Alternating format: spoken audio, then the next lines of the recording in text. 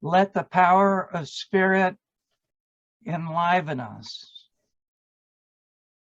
Live and manifest through us. Now we will be in the real world, and our life will have meaning. Every step we take in this direction generates new energy. We who truly want to find out who we are and are prepared to make the sacrifice of giving up all destructive patterns of thinking and reacting will discover the incomparable treasure within us. Then the word sacrifice becomes indeed laughable. If we give up nothing to gain everything. Know that the reality of spirit is much greater than that of the things we touch and see. The spiritual energy that is generated by us becomes self-perpetuating.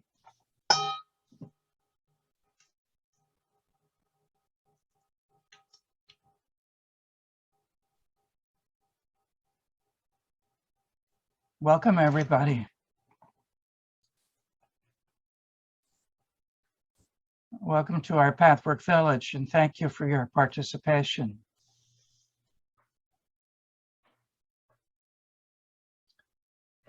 So, one thing we're going to do today is take a dive into uncertainty, which is a struggle for every human being. And where we're beginning is just with one thing that's certain, that we're here together, and it's a good thing. I'm feeling just the grace of being here with you, and also a part of me that's uncertain that I can really do justice to the guide's teachings around uncertainty that are really blessing me and informing me in ways I don't know what I would do without.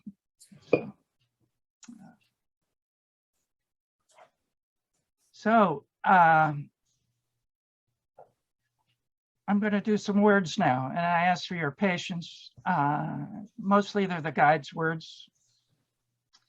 I'm trying to simplify them. And then what we're going to do sooner than later, pretty shortly, is actually go into an experience of working with our own uncertainty. Each one of us has our own unique version, even if some of the topics of it are similar, some of the details are similar, right? We're each a one-of-a-kind expression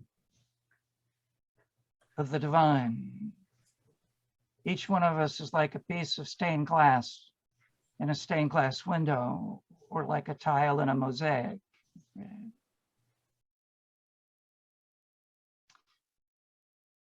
So I'm going to just start with this. Just for a moment, just gently close your eyes and visualize a place where you are completely safe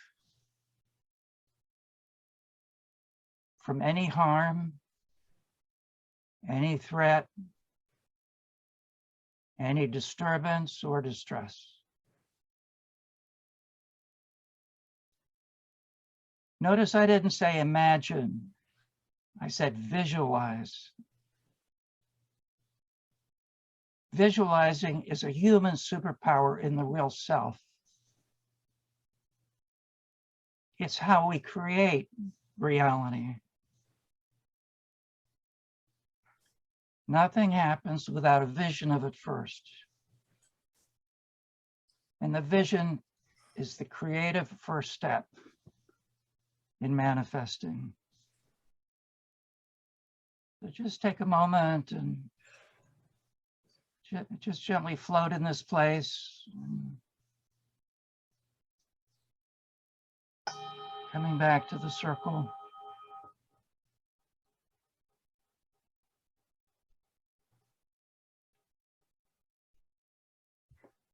So what the pathwork is offering us is the awakening that there's a vast power inside us to live in a world of our choosing inside of us instead of the random chaos of the world around us. Even when the random chaos affects us personally, illness, accident, unspeakable loss, there is still this world deep down inside us that cannot be turned upside down by any outer event, no matter how pressing the weight of the outer.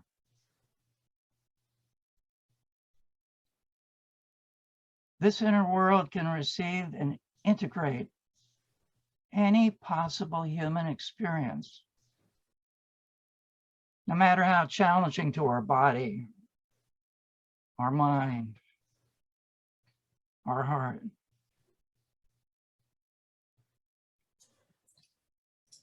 Krishnamurti said, happiness is not the denial of sorrow, but is the understanding of sorrow.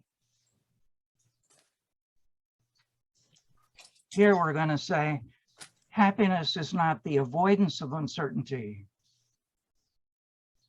but is the understanding of uncertainty.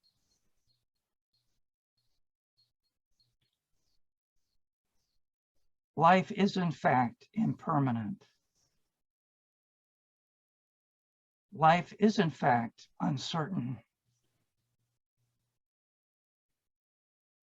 This is not the good news our ego minds are looking for.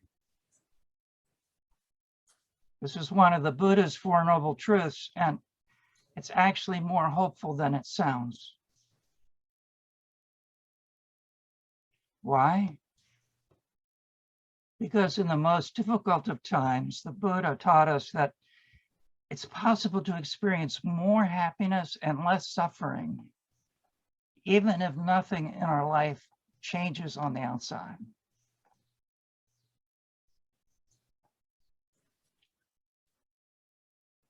The predicament we're in, though, as human beings, is that the ego mind is constantly insisting on creating an illusion of certainty, even though at the same time it's terrified of what it knows it can't control. So the answer lies, as we will practice together shortly, in changing our response to uncertainty, in tending to our inner world with such love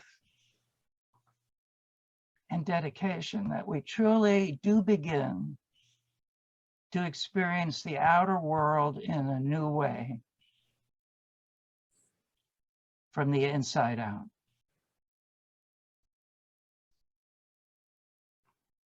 In lecture 73, the guide says, it is absolutely necessary on this spiritual path that you learn to know yourself as you are and to accept your temporary reality, right?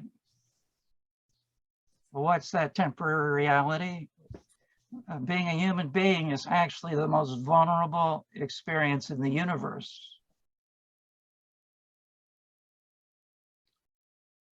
So the courage to see that extreme, intense vulnerability, the lack of any certainty of what could happen a minute from now, tomorrow, next week, next month. To see that rather than what we think we want, this is what's going to heighten our intuition, our awareness, our self-respect, our self-love. So when we're caught in this trap of uncertainty, there's a constant tension anxiety, struggle, and doubt. A part of us deeply feels that we have nothing secure to hold on to, and we're actually right. So as long as we're caught in this illusion that we can turn uncertainty into certainty just through our will, we can't hold on to reality. And that reality is the only secure thing. It's like Byron Katie says, every time I argue with reality, reality wins. And I like what Groucho Marx says, that I don't think much of reality, but it's the only place you can get a decent cup of coffee.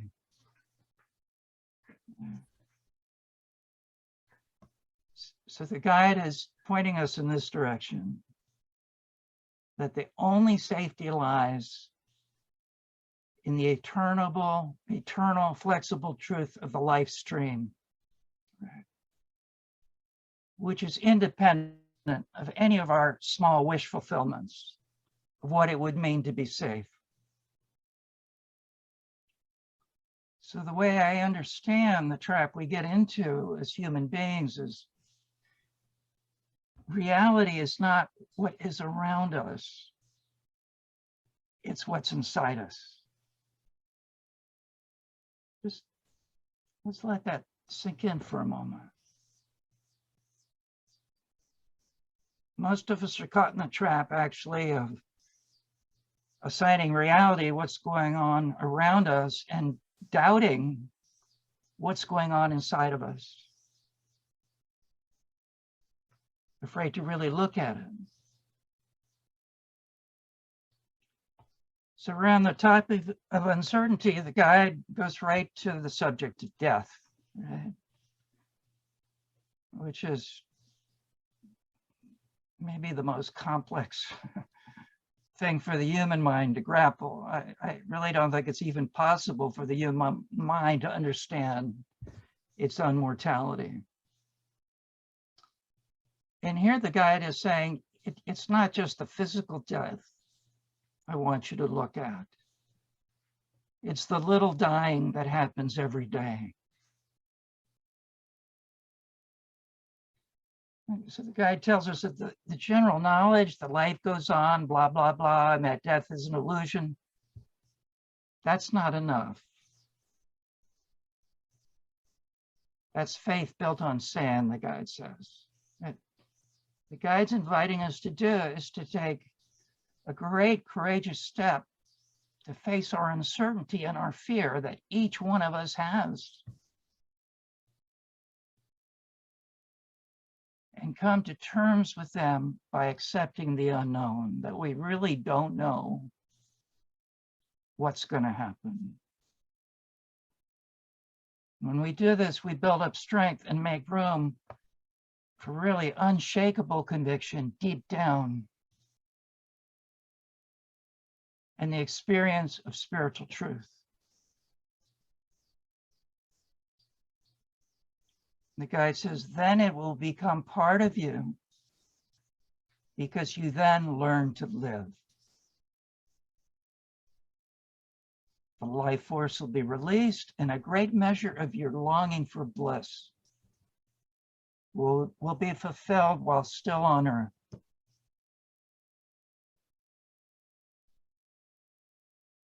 Only then can we become truly strong from knowing and accepting the uncertainty of death in small ways every day.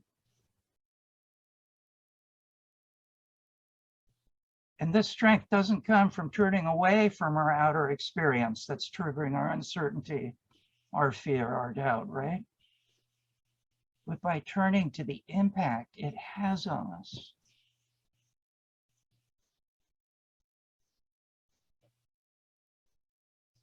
Death is an integral part of life. And to the extent that we grow in this direction, the life force will flow through us and give us a taste of what real happiness pleasure supreme and true security is, even while we are still in the body.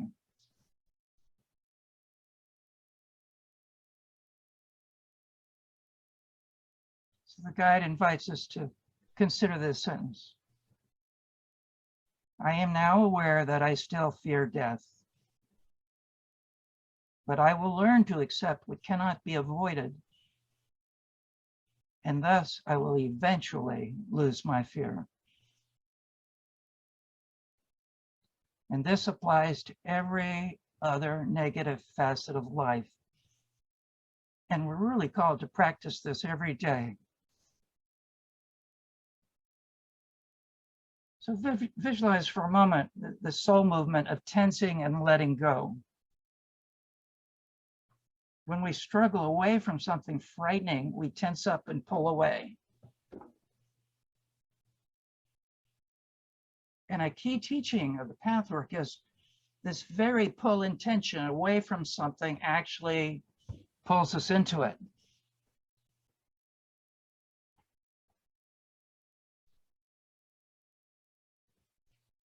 So what we're going to do shortly is really bring up out of vagueness this thing we all struggle with as humans, which is this basic misunderstanding that our natural feelings aren't something we should experience. Part of me that's afraid, that doubts, that wonders if I'll be safe, right? We fall into this trap of seeing this as a weakness or a flaw.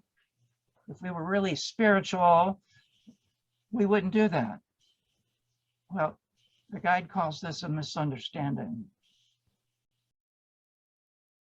that we all have. And since this misunderstanding is not out in the open, it's not open to healing. Right? And that's why the misunderstanding has to be made known first, right? There's chaos all around me, so I feel like I'm not safe. Right?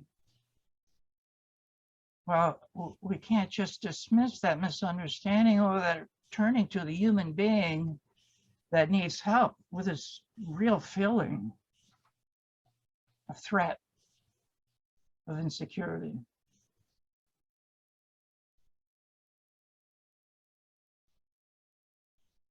So one of the things I love about the Pathwork, many spiritual traditions tell you how to look at things, yet they often don't tell you what the steps are, right? And the guide is very clear about the steps in the invitation. And we're going to look at the steps right now. And what the steps are really inviting us to do is to go back into that calm place of safety that we touched in earlier briefly, right? Which is our deeper self, our spiritual self. And it's in shifting our identification to that, which is an ongoing spiritual practice. We go in and out of that, right? It's realizing that the quality of our experience is not dependent on outer things. That these outer events do affect the outer levels of our experience for sure. Trust me, I've been awake at night many times, not being able to go back to sleep. Yet only we can allow them to affect our core.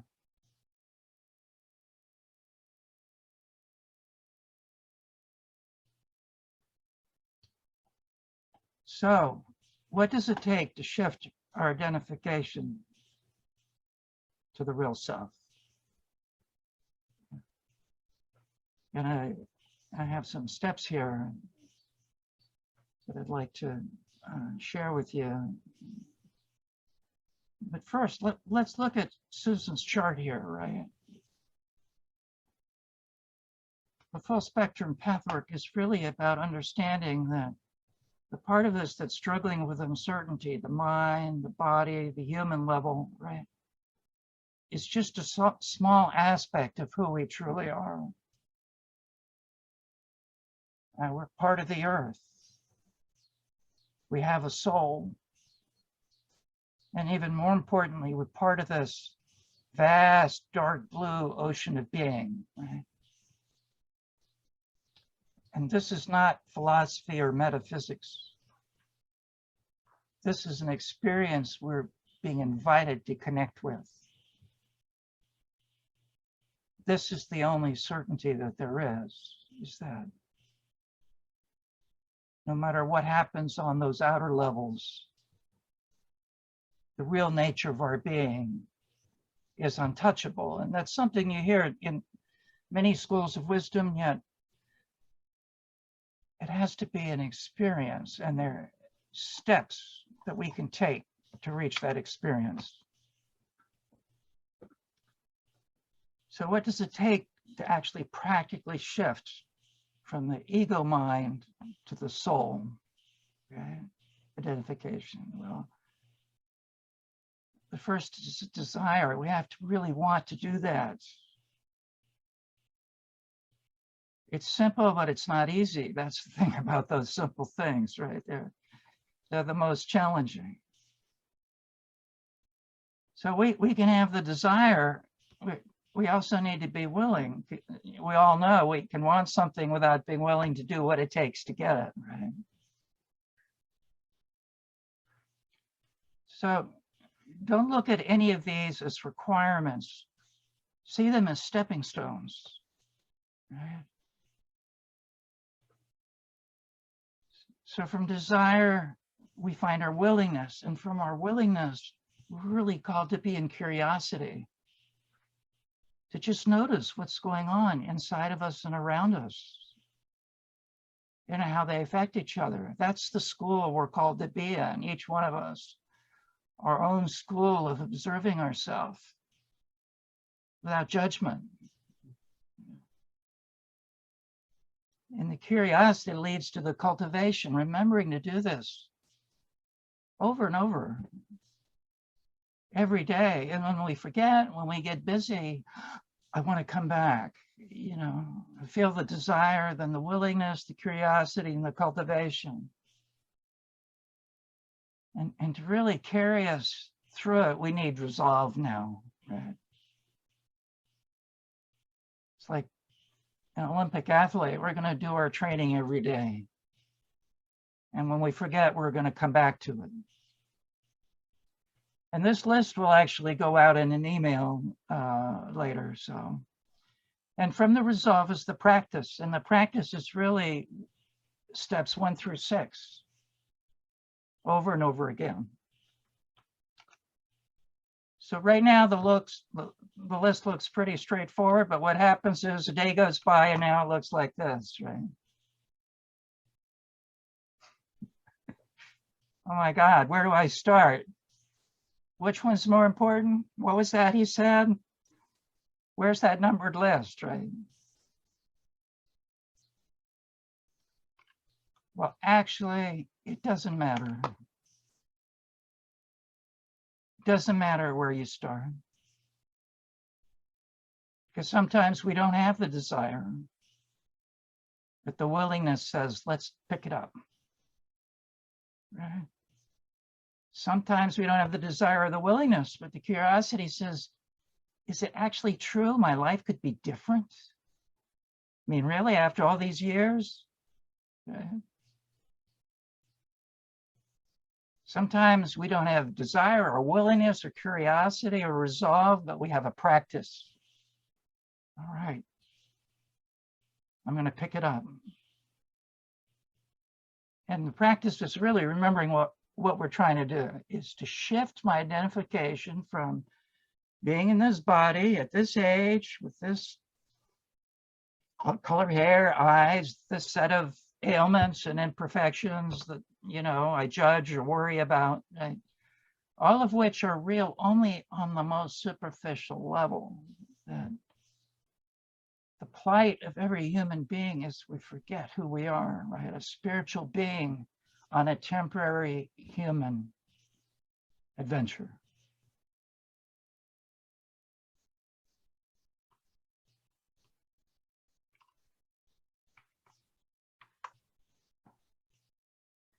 So let's just take a moment before we go into the experiential part and see if there's any comments or questions or sharing. And thanks for your patience with all those words. I kept going through it with a machete and cutting stuff out. Yeah. Bill. Brian, the one additional word that came to me is awareness. It's like that's the little tool that allows me to like, oh, wait a minute, I'm off. Something's off. I need to go back and look at this, right? It's like waking up again and again and again. Like, oh, where was I? Oh, well, yeah. It's that's the thing that gets me back to whatever step. Mm-hmm. It's like, yeah, like, oh, cultivate that. Maybe it's in cultivation. It's that awareness thing. Mm-hmm. Well, I welcome what you're saying, Bill. I mean, and anyone else. I mean, we're all experienced path workers here. What you want to add is useful. I'd like to add, I just want to share, as you were speaking, I was sort of, following what was happening inside of me and sort of returning to this. I just got back from Iceland and I had this experience of terror, just absolute terror that lasted for about 20 minutes. And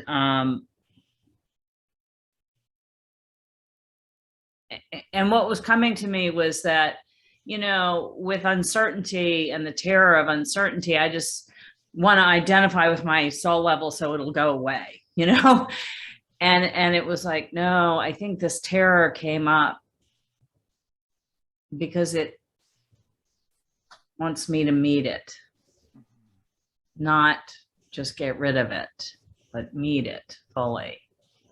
So that was helpful, that process. So thank you.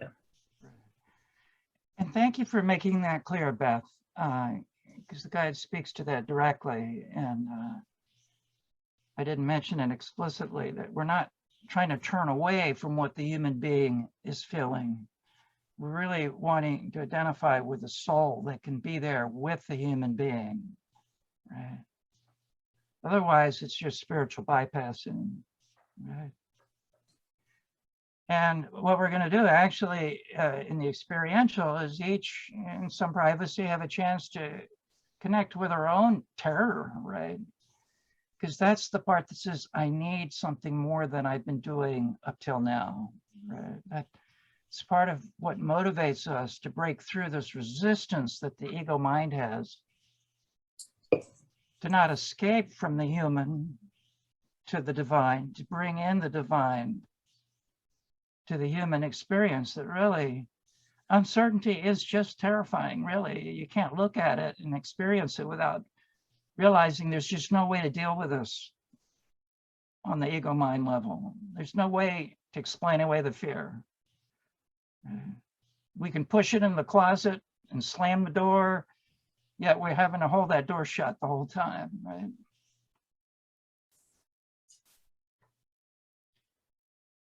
Who else wants to weave that in here?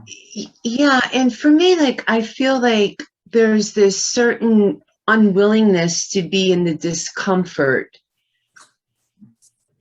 of, like, anything that is discomforting. I don't want to be in it. So, I think that's a big tool for me is, when I'm in the discomfort, to say, okay, can you bear this? Or I don't exactly know what words to put to it, but there is a certain level of discomfort in the uncertainty of whatever it is that you're facing, terror, yoga, a thought. Yeah. Thank you, Jane. I really liked what you said about that could I really be different even after all these years? Mm-hmm. Because it seems like lately I'm really feeling old, and I've been having many more health ailments in the last 6 months than I've ever had in my whole life. And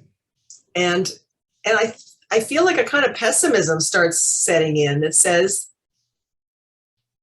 how could things change after such a long time? You know, things that I have failed to achieve thus far, what makes me think that somehow the future could be different? Mhm. And then I can see that the pessimism is, as the guide says, a defense against pain. Mhm. Because if you just get pessimistic about it, then you can't be disappointed, right? Right.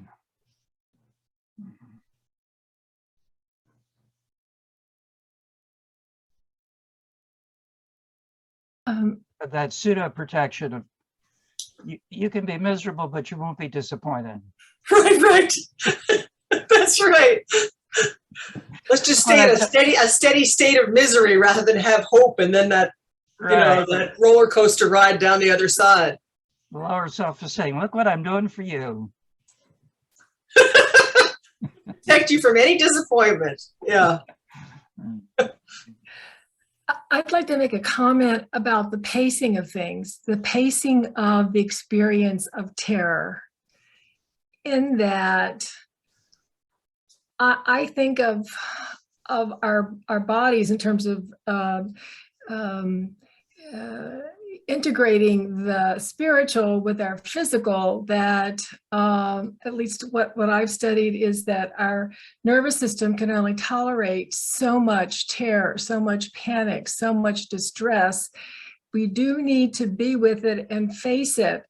But I like to think of kind of this balance or dance with the soothing and meeting the terror, meeting the discomfort, with also tools for soothing. So we have kind of just the right pacing that allows us to integrate this and kind of keep moving beyond. That's kind of how I think of it. So another way, at least for me, I think of, because as you all, many of you have heard me talk about attachment. I'm very attached to attachment theory.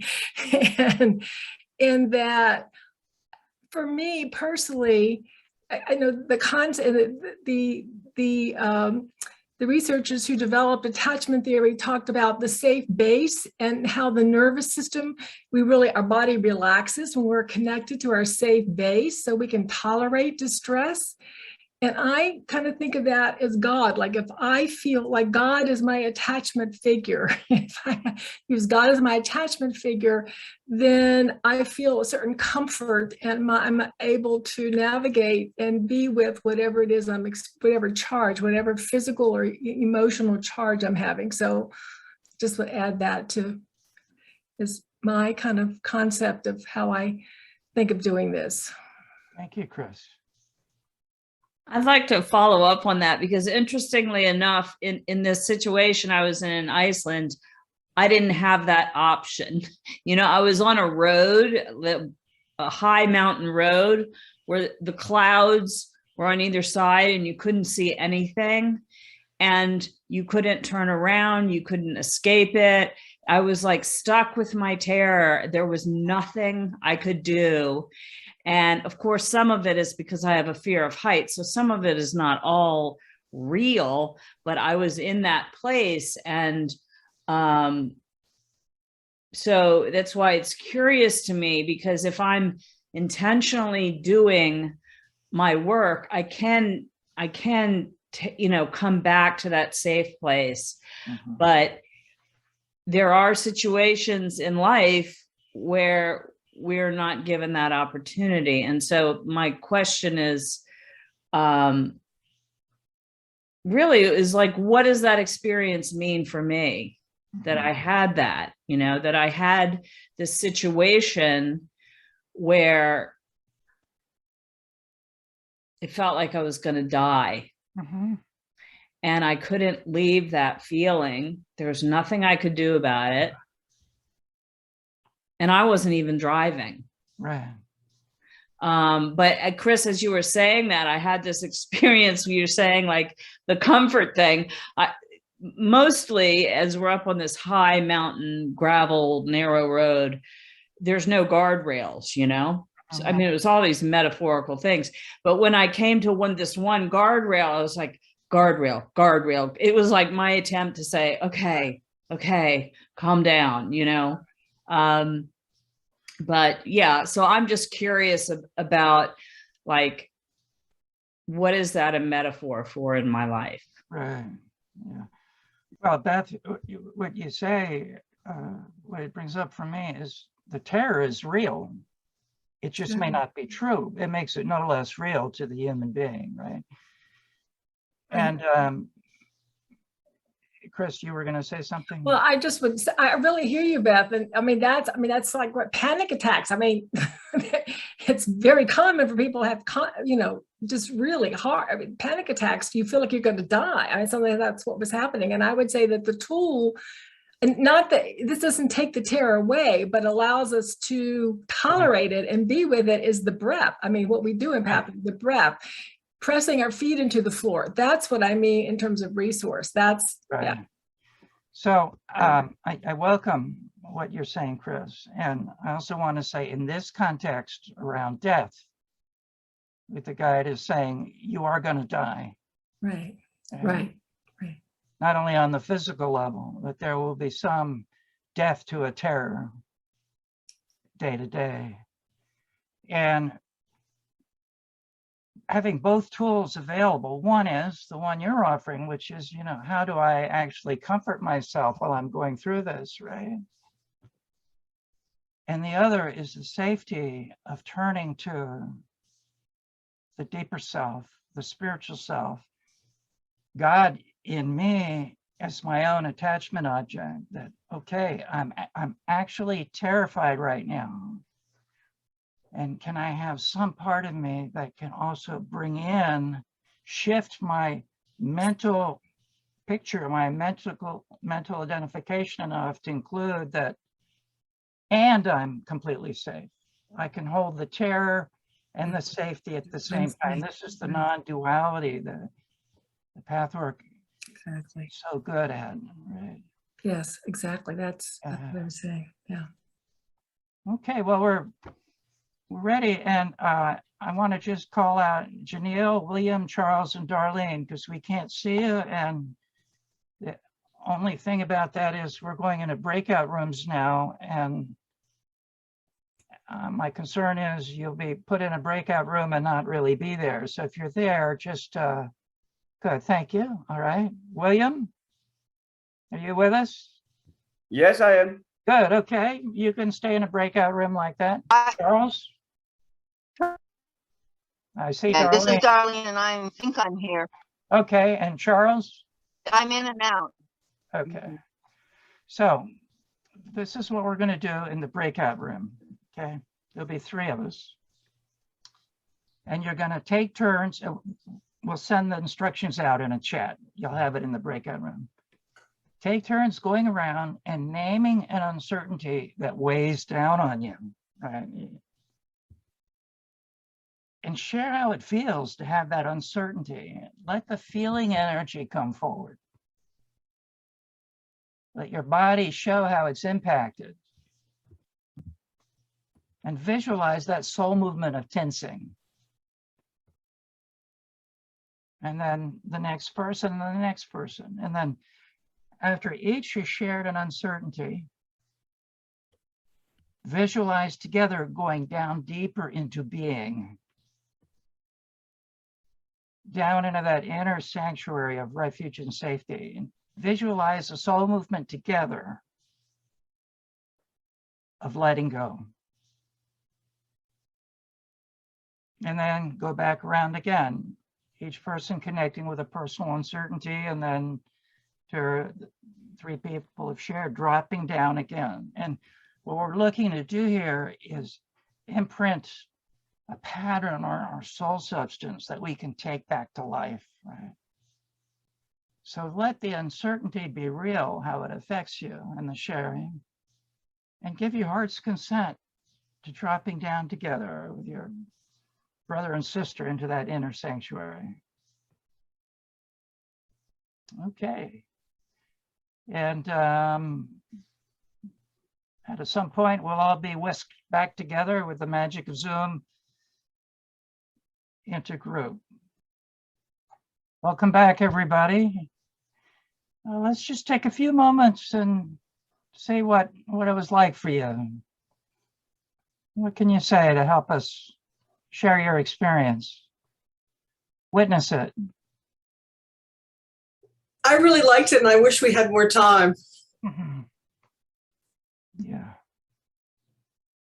I had a very specific awareness that was really helpful. And like my terror is it's very existential. You know, it starts with like, I'm going to be financially destitute and I'm going to be alone and unloved, you know, but it's also like, I'm just going to be like drifting in, you know, dark matter and just, you know, and I just, like in just a few minutes, because we only had really a few minutes to drop in together and try to hold both, you know, and I was really aware of, like, in a very deep place, how I contract and push away and keep out anything that's loving and supportive. And it's like, well, there it is. It's just me. It's me doing it. It's me creating that. And so if I can just keep going it back into that awareness and see that I'm the one creating that fear, it's very helpful. Well, for me, it was good to see that there was some hope at the end of the tunnel. And Alexandra helped me a lot with that. Sharing some of her experiences, and you know, they may be small steps, but they're all steps in the right direction. Thank you, Bob.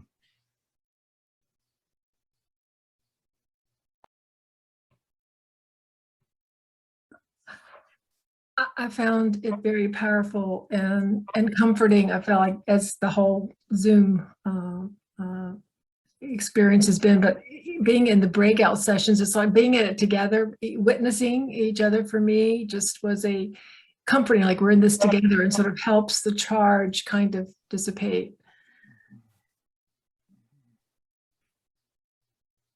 Yeah, I had a really interesting. I was connected with William, who's in the Netherlands, the one who's having trouble with technology. And as we started, I realized the thing that makes me the most uncertain is technology and the fear I'm not going to connect. And not connecting has been a theme in my life. It was really interesting to be with William around his having trouble connecting, and we found something mutual and connected.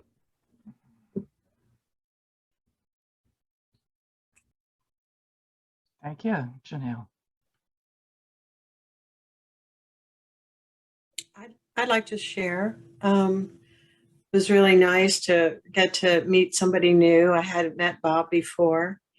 It was just such a relief I don't know that I've ever said out loud how distressed I am about the uncertainty regarding my daughter and her husband and the fate of their marriage and all that entails for me.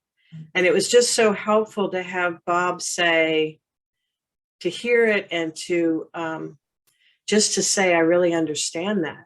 I didn't know if that meant I've been through something similar or whatever, but just to have somebody see that and feel like I wasn't alone in this experience.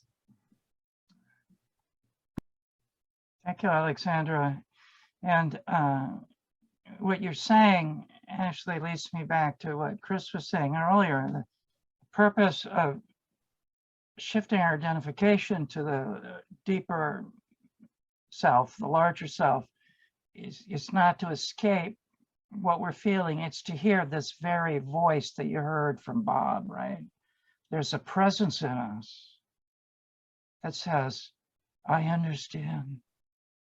Whatever it is, I understand. I'm here with you. You're not alone. There's nothing wrong with you. I understand. So thank you for that.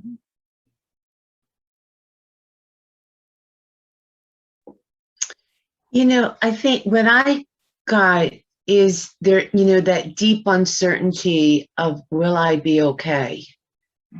You know, and it kind of like leads me like, you know, into like the God image of like asking that question outside of myself. But if I can bring it inward and say, yes, you will be okay, that is a self-soothing. But I think the biggest question is the fear of, will I be okay? So thank you for the exercise.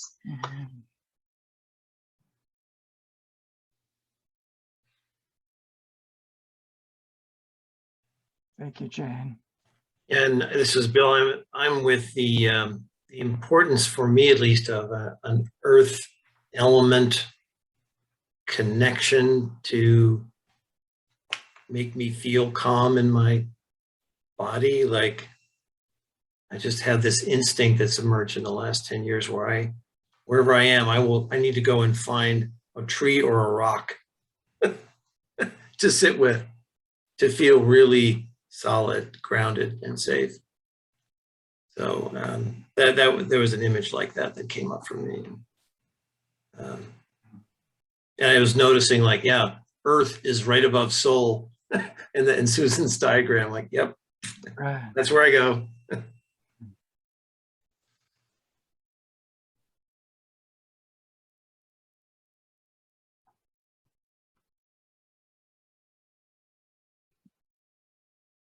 Who else would like a witness?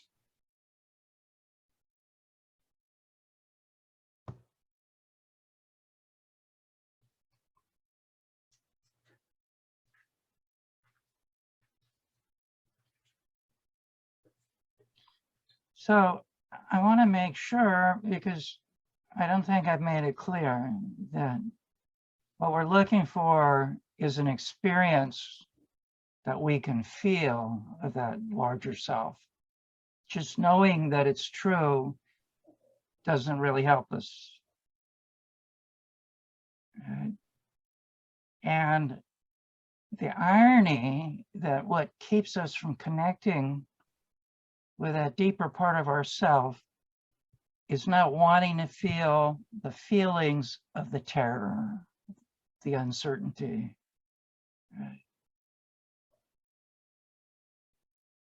That, you know, we, in this work, Pathwork, we talk about our fears so often. It's, yeah, that's my greatest fear. But, you know, when actually it's like what Beth, you were saying about being on the road without the guardrail, right? It's like, whoa.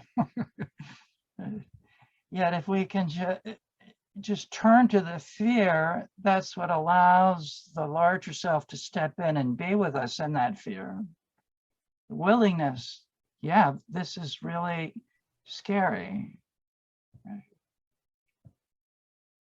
Is there any doubt about that or question about that, the practice of that, right? Like the irony that I don't know what's going to happen to me helps me feel safer, right? Because the thought, I don't know what's going to happen to me, that's so scary, it's like the thought is turning around, but the feeling is cut off. When we allow the thought to direct us towards the feeling that's driving the thought, that's where the wholeness comes in, where now we're actually being the real self with ourselves, right? We're not afraid of our own experience, even if there's fear in it. We're saying, this is mine.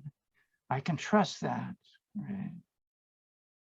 I feel I'm going to get swept off this high place. And again, the tensing on the physical level, the mental level, the emotional level really needs us in that moment, that it's not about whatever the perfect trigger is, right? The outer event, no matter how real it is simply activating something that is already in us. Right? I want to know I'm safe. I want to know my children are safe. for, you know, my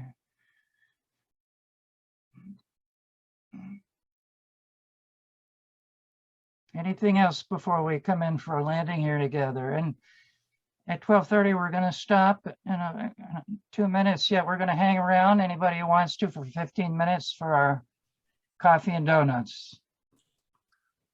The thing that makes fear different than other emotions is, for one, fear is lower self.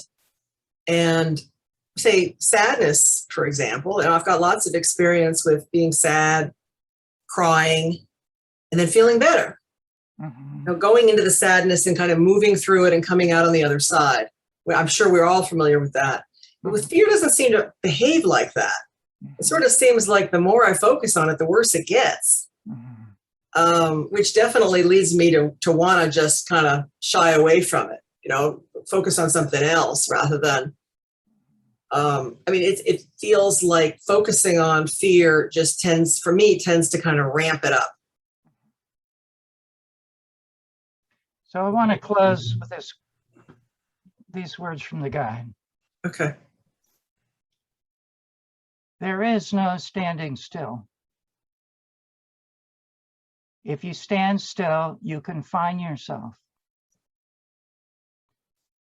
Only when you continue to expand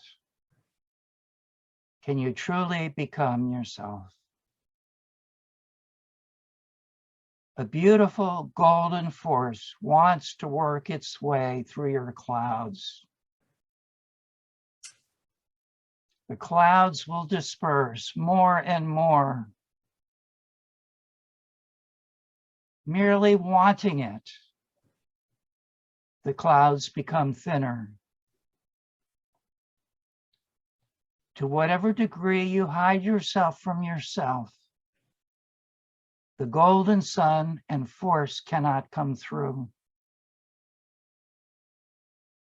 But it is there.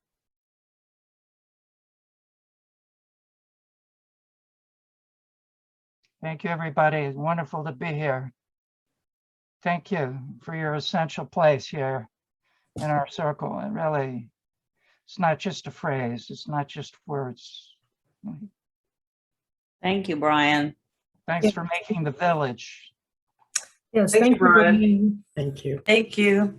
Thank you. Thank you, everybody. Thank you, Brian.